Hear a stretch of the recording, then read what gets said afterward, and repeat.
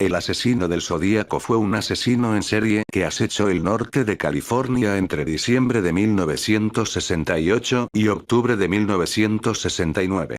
En una carta presuntamente suya confesó el asesinato de 37 víctimas, aunque las únicas confirmadas fueron 4 hombres y 3 mujeres. De las mismas, solo 2 sobrevivieron para dar pruebas sobre la identidad del asesino, aún desconocida. Se estimó que el Zodíaco, así era como él mismo se denominaba, tendría entre 20 y 30 años en el momento de sus crímenes.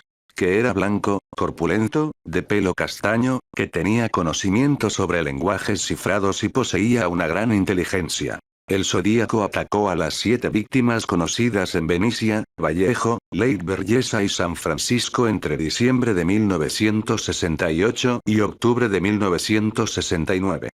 Las víctimas fueron 4 hombres y 3 mujeres de edades entre los 16 y 29 años.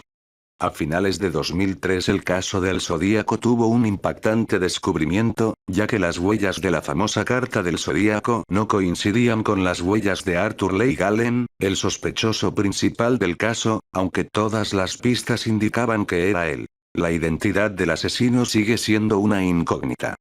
El Departamento de Policía de San Francisco declaró la investigación inactiva en abril de 2004, pero reabrió el caso en marzo de 2007. El 1 de agosto de 1969 3 cartas escritas por Zodíaco llegaron a las redacciones del Vallejo Times Herald, el San Francisco Chronicle y el San Francisco Examiner.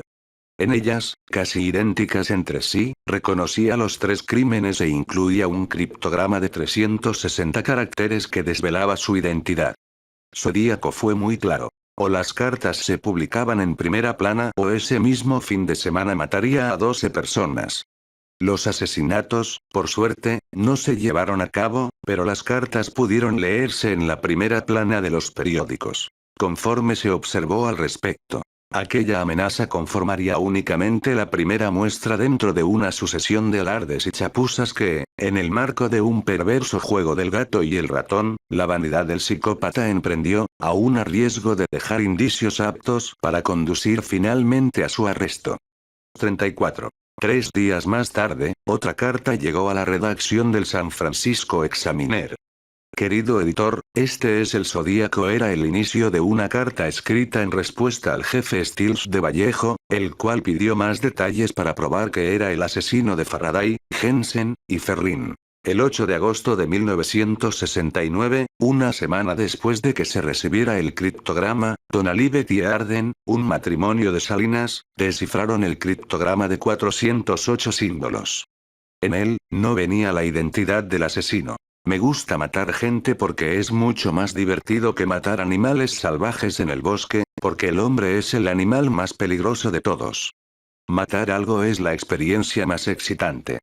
Es aún mejor que acostarse con una chica. Y la mejor parte es que cuando me muera voy a renacer en el paraíso y todos los que he matado serán mis súbditos. No daré mi nombre porque ustedes tratarán de retrasar o detener mi recolección de súbditos para mi vida en el más allá. El texto de este criptograma ha sido utilizado tanto en obras específicas sobre el caso, a saber Zodiac, de Robert Graysmith, 5 e incluso en otro contexto histórico, en obras de ficción como el thriller El animal más peligroso, de Gabriel Pombo 6. La frase clave aquí mencionada tiene su origen en el libro de Richard Connell titulado El juego más peligroso de Most Dangerous Game en la publicación original, y también conocido como Los sabuesos de Sarov. Los últimos 18 caracteres aún no han sido descifrados. El programa Misterio sin resolver, presentado por Robert Stack, sugirió que hacían referencia a una persona. Theodore Kaczynski. Las cartas enviadas por el criminal conformaron el inicio de la lucha mediática que éste mantendría con las autoridades y con la prensa.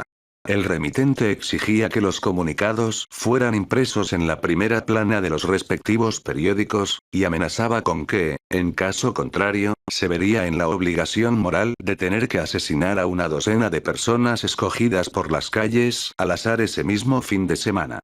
Por fortuna nunca se llevaron a efecto los anunciados crímenes. 7. Lago Berryessa.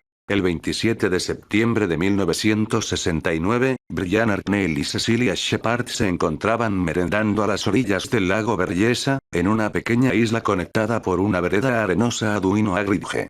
Un hombre se les acercó, tras esconderse detrás de un árbol sin que Cecilia pudiera cerciorarse de su presencia, usando una capucha de verdugo negra con gafas de sol sobre los agujeros de los ojos y una especie de babero colocado en el pecho con un símbolo de apariencia reticular de unos 7,5 centímetros x 7,5 centímetros de área. Se aproximó a ellos con una pistola en la mano. Hartnell cree que se trataba de una 45. El encapuchado afirmó ser un convicto fugitivo de Deer Lodge, Montana, en donde había matado a un guardia y también había robado un coche, y les explicó que necesitaba su vehículo para ir a México. Traía consigo unas cuerdas de plástico para tender la ropa, previamente cortadas, y le pidió a Shepard amarrar a Hartnell antes de ser atada ella misma.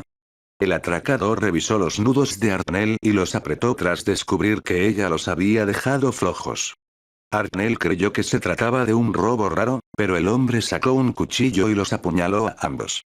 Entonces recorrió los 500 metros hasta Knoxville Road y dibujó el símbolo reticular en la puerta del auto de Hartnell y al lado escribió: Vallejo 12, 20, 68, 7, 4, 69, SEC 27, 69, 6, 30, by Knife.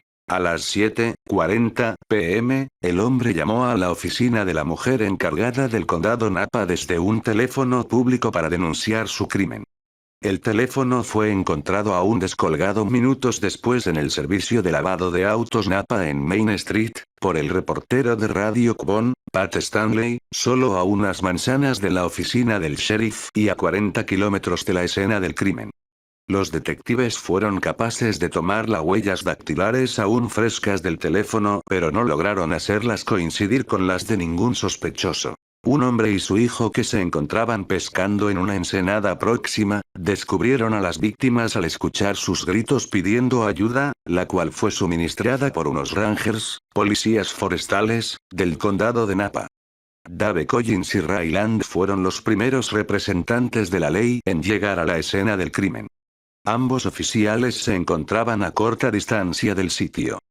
Collins se encontraba en su coche patrulla en el área de Beachy Springs a casi 30 kilómetros de allí, mientras que Land se encontraba en Santa Elena. Cecilia Shepard estaba aún consciente cuando Collins llegó, por lo que le proporcionó una descripción del atacante. Hartnell y Shepard fueron trasladados en ambulancia al hospital Queen Valley ubicado en Napa. Shepard entró en coma durante el trayecto al hospital y nunca recuperó la conciencia, murió 2 días después, pero Hartnell sobrevivió para contar su historia a la prensa. El detective y sheriff del condado Ken Narlow, quien estaba asignado al caso desde el inicio, trabajó intentando resolver el crimen hasta su retiro del departamento de policía en 1987.